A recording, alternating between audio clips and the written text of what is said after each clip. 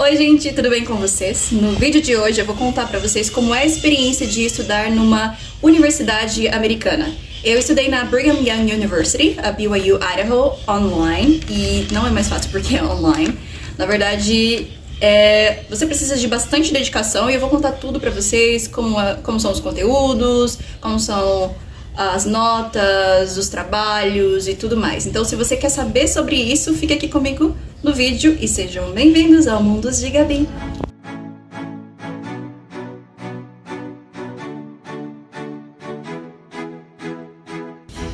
Então, para começar, antes de fazer esse curso da universidade, eu fiz um programa chamado BYU Pathway Connect, que é um curso que nós fazemos antes de ir para a universidade.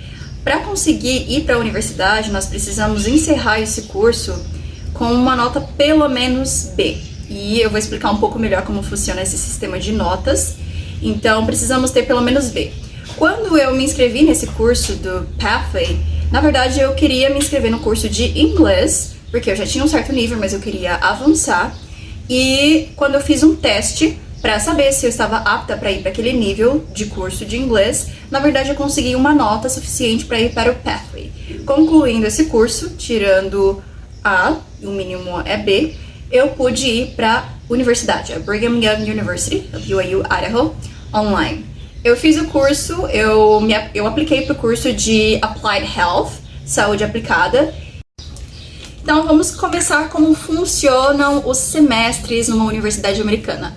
Para começar, não é aqui no Brasil, pelo menos aqui em São Paulo e alguns lugares que eu conheço, que vem uma grade montada do semestre para você.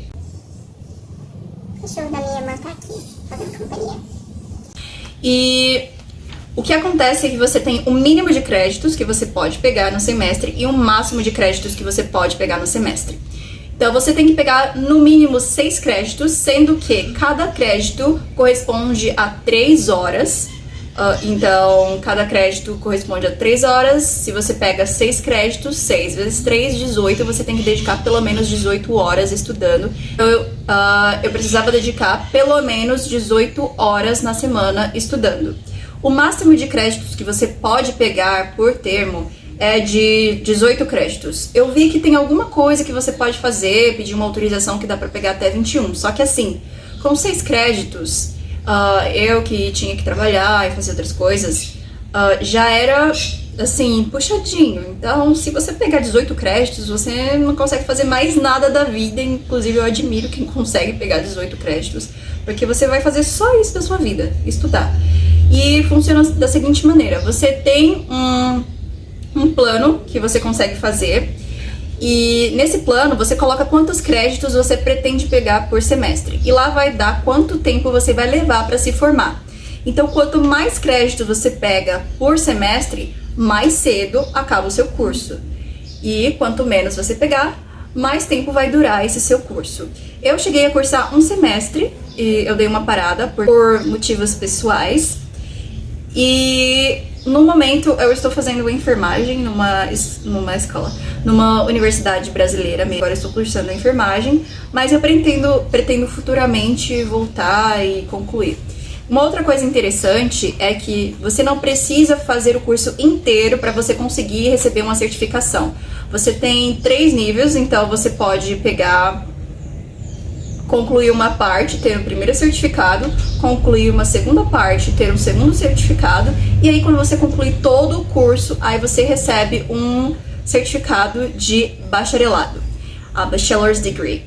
O pagamento das universidades americanas é feito por semestre, então você não paga por mês, como nós fazemos aqui no Brasil, nós pagamos pelo semestre. E é claro que o semestre não dura exatamente 6 meses, dura menos, na verdade, mas você faz esse pagamento por semestre.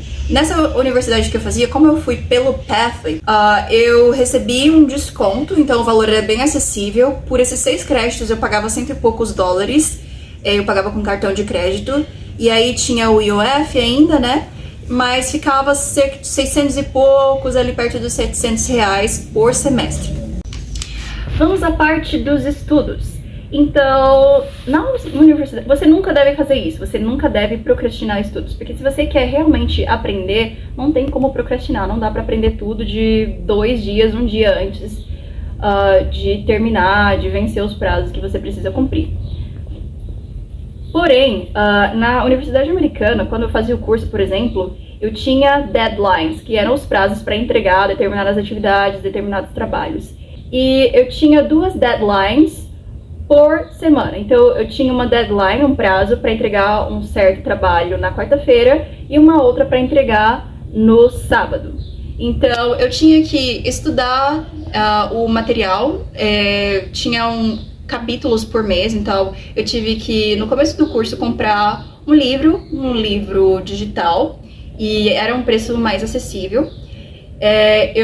Para essa matéria de Program Planning and Implementation, que a gente aprendia a planejar e a implementar projetos relacionados à saúde. E para esse livro, nós precisamos, para essa matéria, para essa disciplina, nós precisamos comprar um livro, mas foi coisa de $11, 11 e pouquinho, então não foi caro, e era uma versão digital. E cada semana tinha uma designação de estudo, então tinha vários materiais, tinha vídeos, tinha sites, links que nós tínhamos que ir visitar e ler, fora os capítulos do livro, que podia ser mais que um, inclusive. E quando nós fazíamos a leitura, o estudo desses capítulos, tinha algumas atividades que precisávamos responder algumas coisas, desenvolver algumas coisas nesse estudo. Então era ali para guiar e também valia nota, e eu vou explicar como era a avaliação dessas atividades. Nós também tivemos trabalhos, um trabalho que durou o semestre praticamente, era a elaboração de um projeto. Nós fizemos um projeto voltado à saúde mental de adolescentes, e para esse trabalho, uma coisa que é bem importante quando você faz uma universidade que tem pessoas de vários países, e nessa universidade americana isso acontece, é que você precisa colocar no seu sistema, no seu Canvas, que seria tipo o AVA, que a gente costuma falar aqui, a sua time zone, que é o horário que funciona para você, do seu país, onde você mora. E aí, baseado nisso, nesse caso, eles procuram pegar ali colegas para o seu grupo que tem o time zone bem parecido. Quando eu fiz o Pathway, eu tinha um colega da África, tinha uma outra brasileira e eu. E para esse colega nosso da África, era tipo 5 horas da tarde, e aqui no Brasil era o horário do almoço pra gente. E aí a gente tinha que se reunir nesse horário para fazer trabalho, no horário do almoço, que é quando essa colega brasileira usava o horário do almoço para conseguir fazer o trabalho, e também dava para esse colega da África. Eu não lembro o país que ele era, mas era um pouquinho mais difícil de encaixar os horários. Nesse caso, eu tinha uma colega da Argentina e uma dos Estados Unidos, e a da Argentina tinha uns horários um pouquinho mais difíceis, a dos Estados Unidos conseguia ser um pouquinho mais flexível, então a gente conseguia se reunir com mais frequência do que a gente conseguia também com essa colega da Argentina.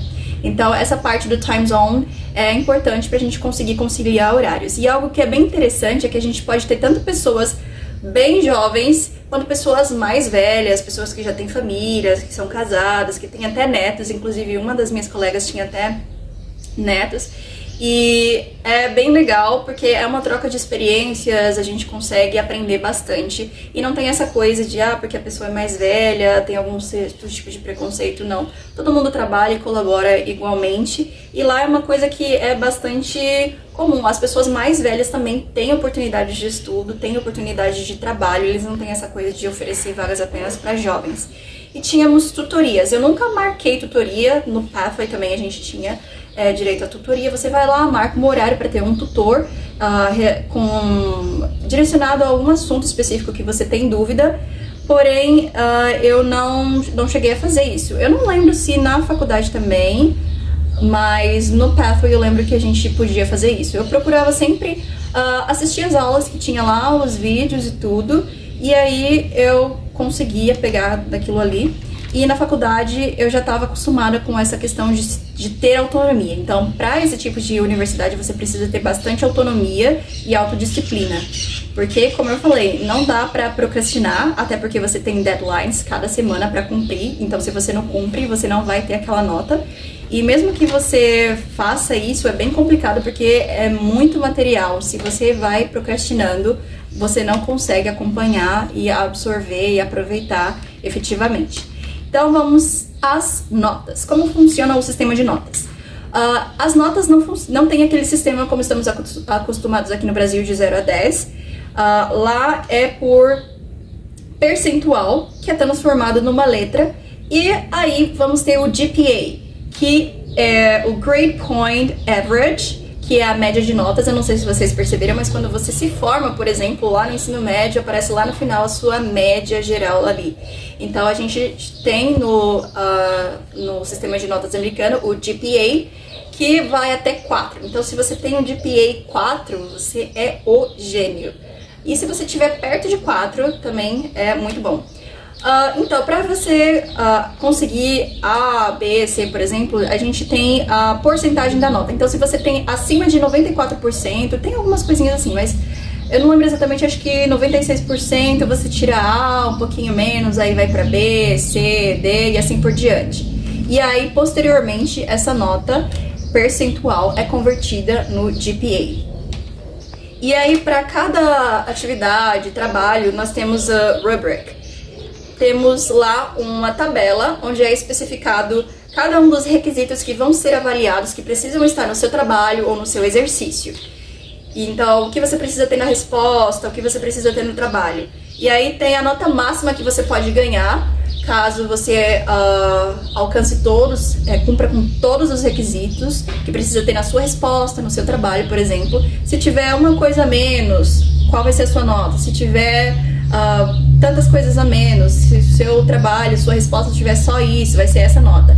E 0, caso você não alcance, não cumpra com os requisitos. Então, a gente consegue ter uma ideia melhor, uma dimensão melhor de como trabalhar, como responder, como fazer o trabalho para que a gente consiga alcançar determinadas notas. E aí temos um feedback do instrutor. Então, para cada trabalho, para cada atividade que a gente responde, o instrutor vai lá, vai deixar um comentário do que você pode melhorar. Se você tiver uma pergunta, ele vai responder, vai explicar. E para o trabalho que a gente fez durante o semestre, a gente precisou se encontrar, marcar uma reunião com a nossa instrutora. Então foi bem engraçado porque a gente precisou marcar... Não tão engraçado. Mas a gente precisou marcar essa reunião para bem tarde da noite, que foi um horário que deu para todo mundo. E não era tarde para a instrutora, então pro time zone dela já era mais cedo.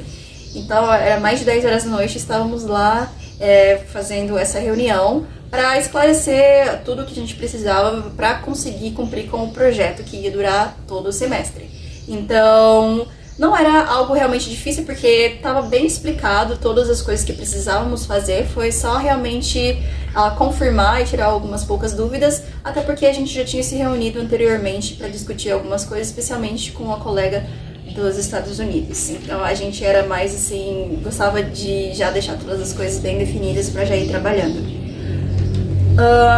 Então, para o meu curso, nessa universidade que eu fazia, as coisas eram divididas por semana. Então, cada semana a gente tinha um material para aquela semana, tinha os capítulos do livro para aquela semana, tinha as atividades daquela semana e os trabalhos, as etapas do trabalho que precisávamos fazer, ou pro caso da outra disciplina que eu fazia, que era Business Applications, algumas semanas a gente tinha que aprender a fazer, então a gente aprendeu basicamente Excel avançado, que a gente conseguia aplicar, dá para aplicar no mundo dos negócios, dá para aplicar no mundo da ciência e tudo mais.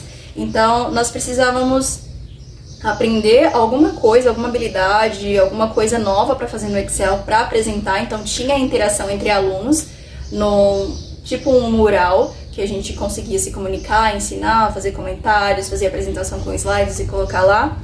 E a gente tinha, às vezes, projetos semanais. Então, tinha alguma lição, a gente aprendia a fazer algumas coisas e a gente precisava fazer uma planilha baseada naquilo que a gente aprendeu naquela semana. Então, precisávamos cumprir com esses prazos em cada semana para colocar lá. Então, não dá para, ir enrolando até o final do semestre ou até o final da metade do semestre para fazer as coisas, porque a gente tinha deadlines por semana e mais que uma deadline cada semana. E essa é uma parte legal porque A gente tem uma ideia melhor de como se organizar para estudar, o que priorizar mais para o começo da semana, o que deixar mais para o final da semana, e ajuda a gente a sempre manter aquele foco de manter o estudo em dia, de sempre se esforçar ao máximo para conseguir ir acompanhando, ir fazendo a leitura, ir fazendo o estudo das coisas e conseguir aproveitar melhor assim, o conteúdo. Então, eu gostei dessa questão da grade, como a gente pode organizar a grade. Então, a gente tem como ter um controle maior do tempo que vai durar, claro, com uma certa limitação, do tempo que vai durar a nossa graduação. E eu já ouvi que no Sul, por exemplo, tem pessoas que falam que na faculdade podia escolher as cadeiras, então as disciplinas que iam cursar. Lá a gente tem, por exemplo, eu escolhi que eu ia fazer 6 créditos por semestre. Então tinha lá o semestre tal, ia ter tal e tal disciplina para fazer, no outro ia ter tal e tal disciplina para fazer, e assim por diante. Então, se eu quisesse adiantar até atingir o máximo, por exemplo, de 18 créditos, eu poderia escolher todas aquelas na sequência para fazer. Aqui, a gente já não pode fazer isso, né, de escolher as disciplinas que a gente quer inserir na grade. A grade, ela vem pronta, então eu acredito que talvez com algum processo mais legal, alguma coisa, algum processo que você precisa fazer na faculdade, você até pode conseguir inserir, porém não é algo comum, não é algo acessível a todos os alunos. E essa eu acho que é uma vantagem da universidade americana. Uma outra coisa legal é que você pode fazer trabalhos com pessoas de lugares diferentes, então você consegue interagir, desenvolver habilidades interpessoais, habilidades de comunicação e trabalhar em equipe com pessoas de diferentes backgrounds culturais para desenvolver e fazer com que aquilo aconteça. E nesse processo, né, você consegue desenvolver muito mais, aprender muito mais do que o conteúdo que você está trabalhando, mas coisas que realmente vai ajudar na vida, habilidades que você vai levar para a vida. Então, essa foi a minha experiência com a Universidade Americana. Se vocês têm alguma dúvida com relação a alguma coisa específica que eu citei, ou se tem alguma coisa que eu não citei e vocês gostariam de saber, deixa aqui nos comentários. Se você curtiu esse conteúdo, não se esqueça de deixar o seu gostei, enviar para algum amigo ou algum familiar que possa se interessar por esse conteúdo.